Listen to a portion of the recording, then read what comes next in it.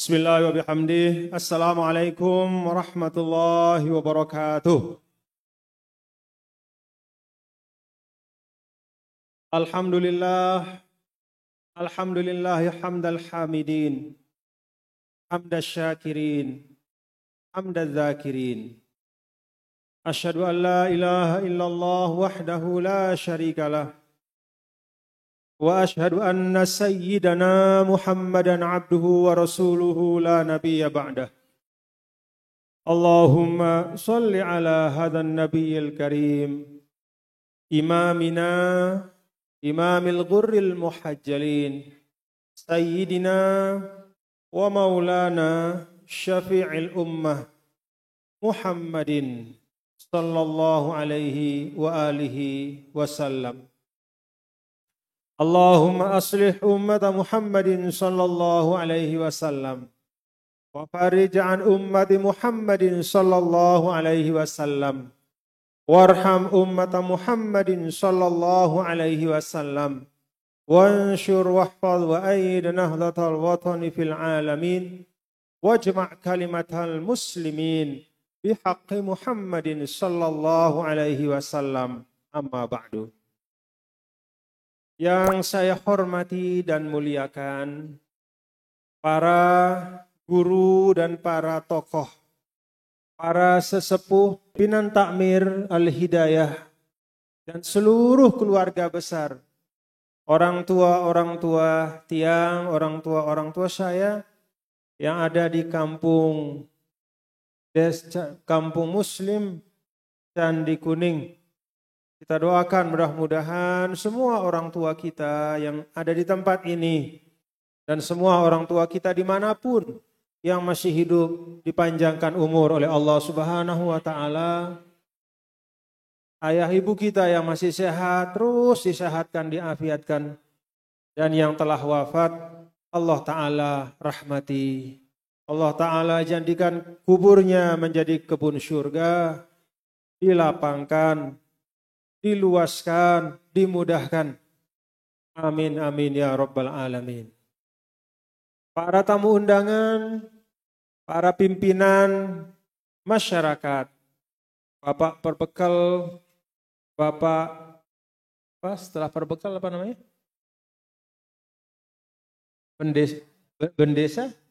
Bendesa adat, kepala lingkungan, dan semua bapak-bapak yang semua tiang hormati, dan kita doakan beliau-beliau menjadi pemimpin-pemimpin yang amanah dan adil untuk semua rakyatnya, semua masyarakatnya. Para pengurus organisasi, baik dari Nahdlatul Wathon Diniyah Islamiyah maupun dari Nahdlatul Ulama dan organisasi-organisasi lain yang semuanya bersaudara. Semuanya bersaudara. Semuanya saya hormati dan saya banggakan. Pimpinan, perwakilan dari Bank Syariah Indonesia, dan para hadirin hadirat sekalian, Bapak Ibu, semeton-semeton, saudara-saudara semua, jamaah Al-Hidayah, hadana wa iyyakum ajma'in. Semoga berkah dari nama masjid ini Al-Hidayah itu terlimpah kepada kita semua. Hidayah itu bapak-bapak ibu, kalau kata ulama adalah nurun yaqdhifuhullahu ala qalbi abdihi. Itu cahaya yang Allah lemparkan ke dalam hati seorang hambanya. Jadi bukan merupakan katakanlah hasil dari tukar-menukar sesuatu, tidak. Dia juga bukan merupakan sepenuhnya hasil dari usaha manusia. Tapi hidayah itu adalah nur. Dia cahaya yang Allah Ta'ala lemparkan ke dalam hati kita untuk menjadi modal kehidupan kita. Maka kalau kita sudah mendapatkan hidayah, mari kita banyak-banyak mengucap syukur alhamdulillah. Pada hari ini saya bersyukur dan senang. Senang bisa jumpa dengan bapak-bapak ibu di tempat ini. Tempat yang indah. Alhamdulillah. Tempat ini indah sekali. Keindahan yang tidak hanya memikat hati orang-orang yang dekat dari tempat ini, bahkan yang ribuan kilo jauh datang kemari untuk melihat keindahan Allah. Keindahan bumi Allah. Kata ulama, ayat-ayat Allah itu ada dua macam. Ada yang disebut dengan ayatun makru'atun kitabiyatun, dan ada pula ayatun manzuratun mar'iyatun. Ayat yang tertulis di dalam kitab-kitab suci. Seperti yang ada di dalam kitab suci Al-Quran. Itu ayat-ayat Allah. Kita baca satu huruf mendatangkan 10 pahala. Dan dari satu huruf itu membawa keberkahan hidup kita baca. Semakin kita paham, semakin banyak berkahnya. Kemudian setelah paham kita amalkan, berlipat lagi berkahnya. Itu ayat-ayat Allah yang jenis pertama tertulis. Yang kedua kata ulama, ayatun yang manzuratun, yang terhampar. Ayat-ayat Allah yang kita pandang setiap hari. Maka dalam Al-Quran itu Bapak-Bapak Ibu, banyak sekali Allah Ta'ala menyebut Al-Jibal, gunung-gunung. Banyak sekali Allah Ta'ala menyebut Jannatin, yaitu kebun-kebun. Banyak sekali Allah menyebut Al-Anhar, sungai-sungai. Banyak Allah menyebut Al-Bihar, laut-laut. Semuanya itu adalah tanda kekuasaan Allah. Ayat Allah. Maka warga muslim yang di Candi Kuning ini lengkap dua-duanya dia dapatkan. Kalau orang di Arab sana, dia cuma bisa melihat ayatun makru'ah. Dia hanya bisa baca kitab suci saja. Dia baca Al-Quran. Dia baca Al-Quran, tapi begitu dia angkat matanya dari Al-Quran, hanya padang pasir yang terlihat. Panas, terik. Tapi di sini, di Candi Kuning ini, dua macam ayat-ayat Allah itu ada. Maka jiwa-jiwa dari orang yang tinggal di sini, insya Allah menjadi jiwa-jiwa yang baik, jiwa-jiwa yang tenang, jiwa-jiwa yang penuh dengan kesyukuran. Karena sebab untuk kesyukuran itu banyak sekali di sini. Cukup kita sekedar bangun pagi hari di tempat ini, ya saya bisa bayangkan Bapak-Bapak Ibu, cukup dengan kita buka mata pagi hari, kita langsung melihat keindahan alam ini. Maka kalau kata ulama itu, satu yang paling penting dalam kehidupan itu adalah menumbuhkan syukrun mutajaddid. Kesyukuran yang terus menerus kita pelihara. Banyak orang yang dia tinggal di tempat yang sangat indah, karena sudah terbiasa, setiap hari dia melihat tempat itu, lupa dia syukuri tempat itu. Kalau bahasa Lomboknya jamak-jamak, udah biasa. Makanya dulu seorang sepupu Nabi, namanya Abdullah bin Abbas. Abdullah bin Abbas itu pada saat orang ramai-ramai pindah ke Mekah dan tinggal di sekitar Ka'bah, justru beliau pergi menghindar dari Ka'bah. Pindah dia dari Mekah, tinggal di Taif. Taif itu bukit jauh. Ya. Beberapa jam perjalanan kaki. Kalau dari Mekah, ditanya sama orang. Ya Ibnu Abbas, gimana ente ini? Kira-kira begitu bahasa kita. Gimana anda ini? Orang dari mana-mana datang ke Mekah. Orang dari mana-mana berusaha untuk melihat Ka'bah. Orang dari mana-mana berusaha untuk bisa berdekatan. Setiap saat melihat Ka'bah, kok engkau justru menjauhi Ka'bah, justru pindah tempat. Apa kata Ibnu Abbas? Saya takut. Karena Ka'bah itu setiap hari saya lihat, kehormatannya itu jatuh dari dada saya. Berhenti saya menghormati dia sebagaimana seharusnya. Jadi setiap hari melihat Ka'bah, akhirnya Ka'bah itu dianggap biasa saja. Makanya kadang-kadang kalau kita naik haji Bapak-Bapak Ibu, ini yang sudah haji-haji pasti tahu. Kadang-kadang orang Arab tuh heran. Orang Arab itu heran ngelihat kalau kita begitu datang melihat Ka'bah kita nangis luar biasa. Sampai tidak bisa bergerak. Sampai terpaku kita melihat Ka'bah. Betapa indahnya, betapa agungnya, betapa istimewanya. Sampai nangis. Heran mereka dia. Kenapa dia nangis? Kenapa dia heran? Karena dia setiap saat di sana. Sehingga akhirnya dia lupa kadang-kadang tentang mulianya Ka'bah itu. Nah ini tantangan yang disebut dengan syukrun mutajadid. Tetap kita bersyukur. Jangan lupa bahwa kita diberi nikmat dan karunia yang luar biasa oleh Allah Subhanahu wa Ta'ala. Maka kalau warga Candi Kuning ini bisa terus bersyukur, ya, wah luar biasa. Bisa setiap saat mensyukuri ini, Masya Allah. Naik makomnya. Kalau istilah para ulama itu makom yang paling tinggi itu makam kesyukuran. Terus naik. Insya Allah menjadi orang-orang yang mulia. Amin.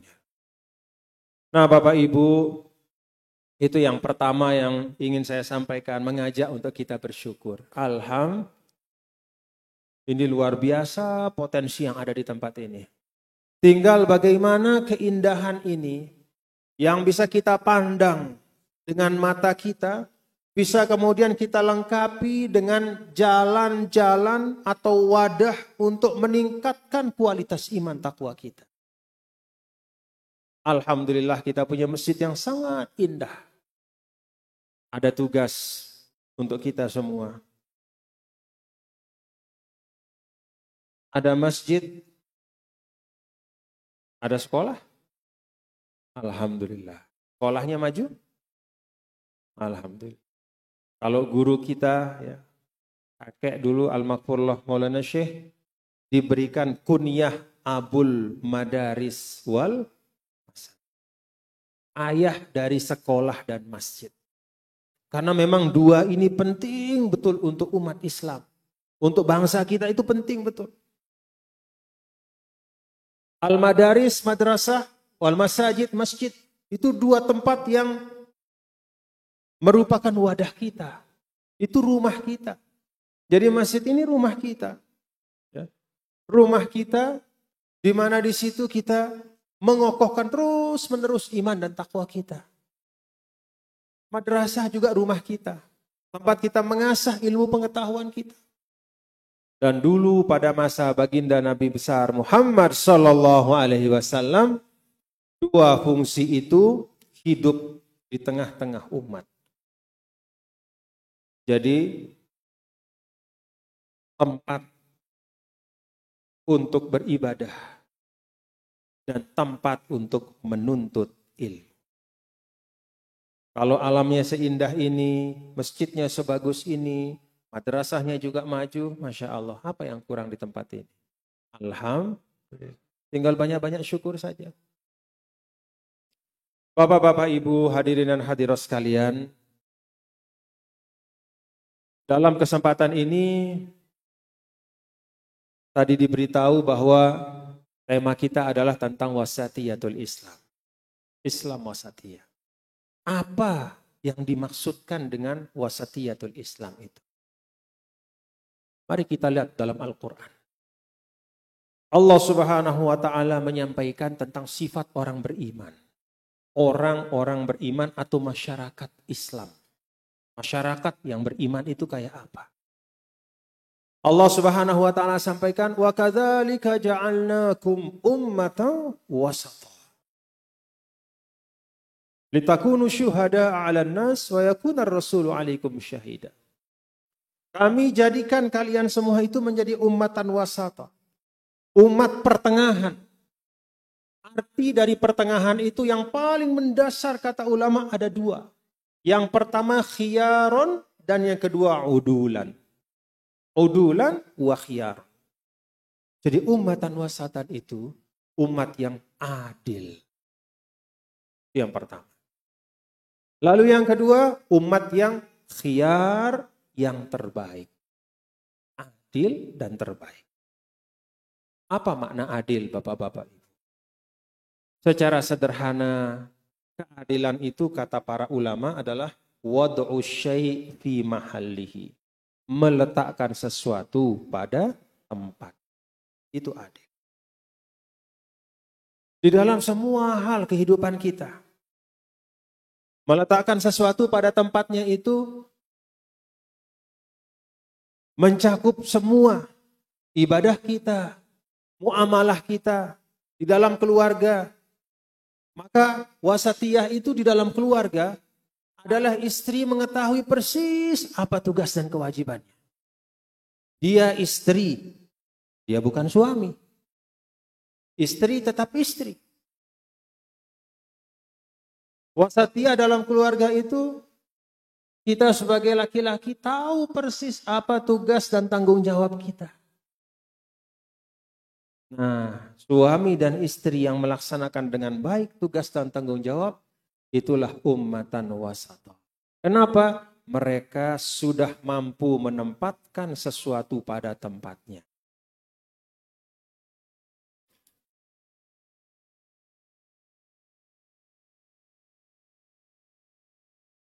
Orang tua dengan anaknya. Seorang anak tetap adalah seorang anak. Hebat-hebatnya dia. Tetap harus birrul. Orang tua ketika diberikan karunia anak juga tidak hanya memenuhi kewajiban lahiriah saja. Kasih makan 3 hari sekali, 3 kali sehari. Tapi juga dia didik anaknya dengan baik. Dia ajarkan akhlak yang baik. Itulah orang tua dan anak yang termasuk ummatan wasata. Menempatkan sesuatu dengan baik. Kita sebagai masyarakat juga. Sebagai warga di Candi Kuning ini. Kita punya pemimpin. Ada pebekal. Ada namanya tadi apa? Pendesa. Ada kepala lingkungan. Itu pemimpin kita. Ya kita dengarkan. Kita ikuti arahan-arahannya, sepanjang arahan itu membawa kepada kebaikan. Kalau ada program-program pemerintah, kita ikuti. Karena kita yakin itu adalah hal-hal yang baik. Ajakan untuk membangun bersama-sama, ajakan untuk bergotong royong, ajakan untuk bersilaturahim, kita ikuti. Melaksanakan perintah Allah. Ati'ullah wa ati'ur rasul wa ulil amri. Mentaati pemerintah. Selama pemerintah mengajak kepada hal-hal yang baik. Dan insya Allah pemimpin-pemimpin kita mengajak kepada yang baik. Demikian pula pemimpin. Dia sayang sama rakyatnya. Pak Kepala sayang sama bapak-bapak ibu? Baik? Baik? Kepala desanya baik? Baik? Alhamdulillah. Itu. Jadi kepala desanya melaksanakan amanahnya dengan baik, masyarakatnya juga melaksanakan tugas amanahnya dengan baik. Sebagai anggota masyarakat yang baik, itulah ummatan wasata. Menempatkan sesuatu pada tempatnya. Termasuk di dalam kita beragama. Dalam Islam itu ada hal-hal yang disebut dengan hal-hal yang fardu, yang wajib. Itu harus didahulukan dibanding yang sunnah-sunnah. Ada hal-hal yang pokok. Dia harus diutamakan dibanding hal-hal yang sifatnya menyempurnakan. Jangan yang wajib ditinggalkan, yang sunnah didahulukan. Itu bukan ummatan wasat. Karena tidak melaksanakan atau meletakkan sesuatu pada tempatnya.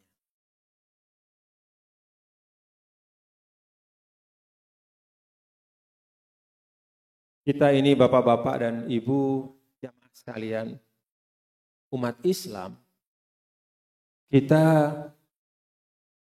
punya wadah-wadah perjuangan yang banyak sekali. Wadah-wadah perjuangan ini sifatnya itu sunnah. Dalam arti sesuatu yang baik. Yang kalau dikerjakan kita berorganisasi, kita dapat pahala dengan niat yang baik. Tapi kalau ada yang misalnya tidak berorganisasi, tidak berdosa juga.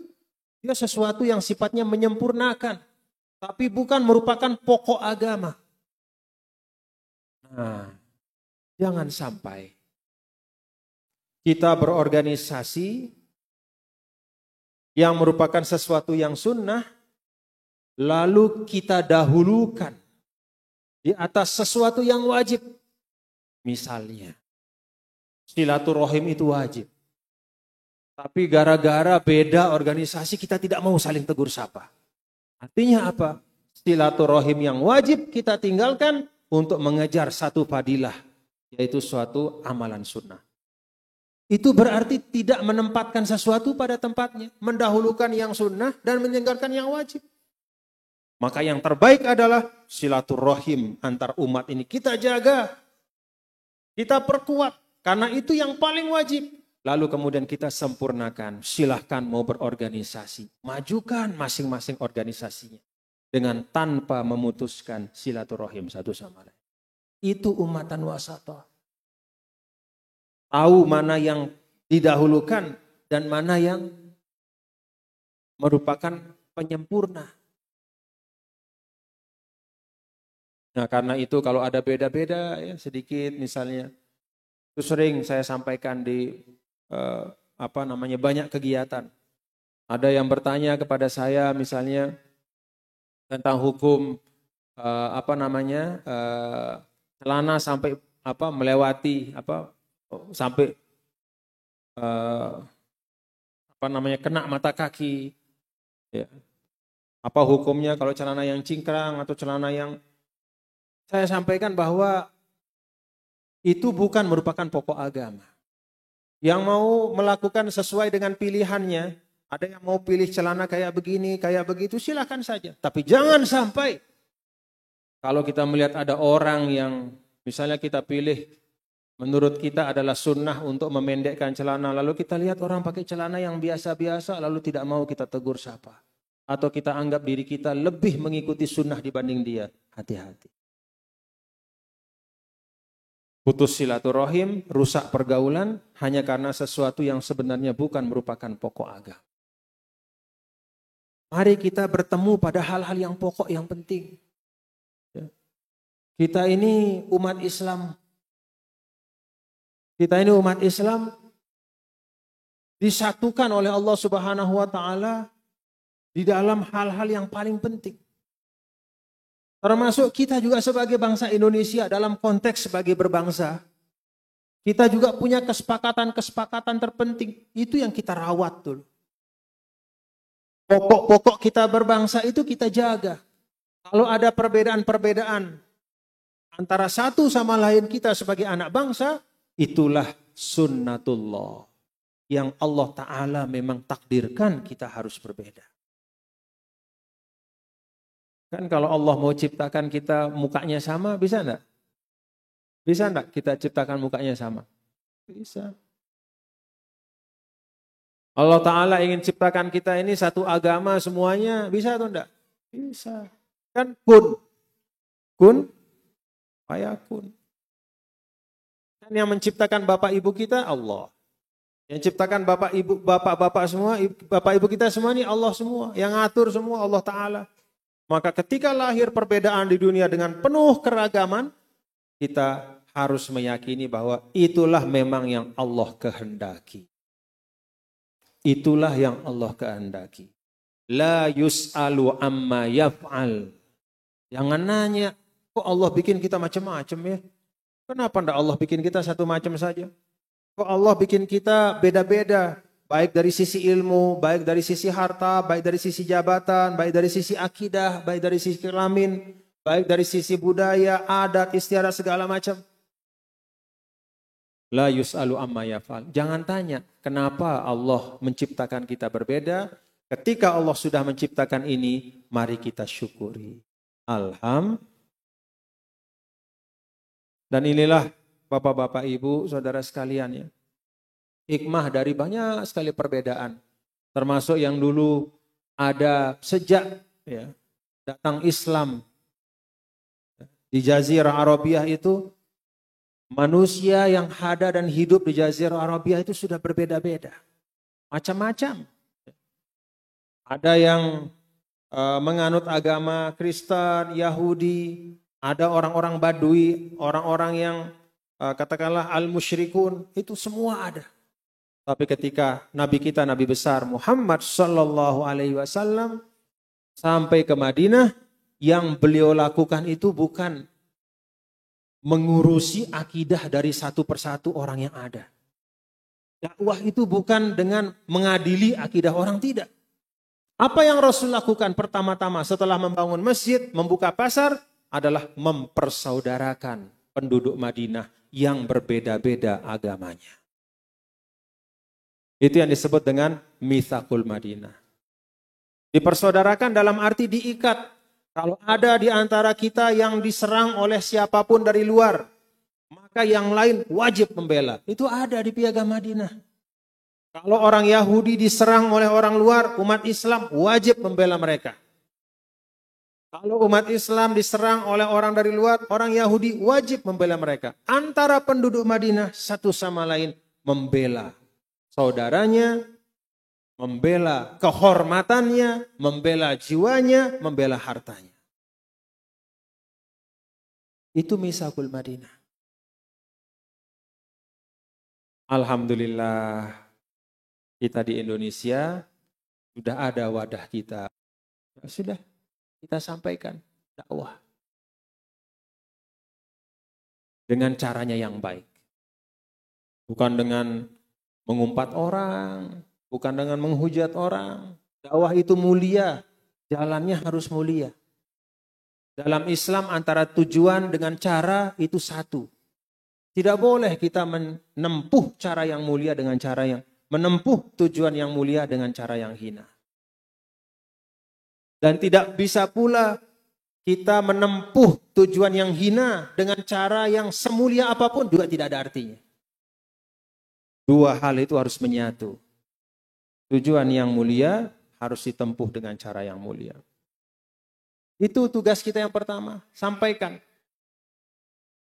Kita mendakwahkan ajaran Islam dengan cara yang baik, saling ingatkan satu sama lain. Yang kedua, tugas Nabi itu adalah menjadi teladan. Laqad kana lakum fi Rasulillahi uswatun hasanah. Keteladanan beliau itulah yang menggugah, membuat orang cinta pada Islam. Mata itu menunaikan lebih kuat. Satu mata itu menunaikan lebih kuat dari 100 telinga, kata orang. Jadi satu mata ini itu menunaikan lebih daripada 100 telinga. 100 kali kita dengar ceramah, itu jauh lebih meresap dengan satu kali saja melihat contoh dan teladan. Makanya bapak-bapak ibu kalau punya anak kurangi kurangi menyuruh, melarang dengan mulut saja. Tapi perbanyak memberi contoh dan teladan. Gak usah kita banyak-banyak bicara. Itu kan di dalam Al-Quran kan begitu. Laqad kana lakum fi Rasulillahi uswatun hasanah. Karena itu bapak-bapak ibu, ketika di Indonesia kita ini sudah punya wadah seperti ini, menjadi satu bangsa yang aman, tentram, damai dengan perbedaan-perbedaan yang luar biasa banyaknya. Insya Allah semuanya itu menjadi karunia. Tinggal dua hal ini yang kita laksanakan, yaitu menyampaikan ajaran yang baik dengan cara yang baik, saling menasehati antara kita satu sama lain umat Islam.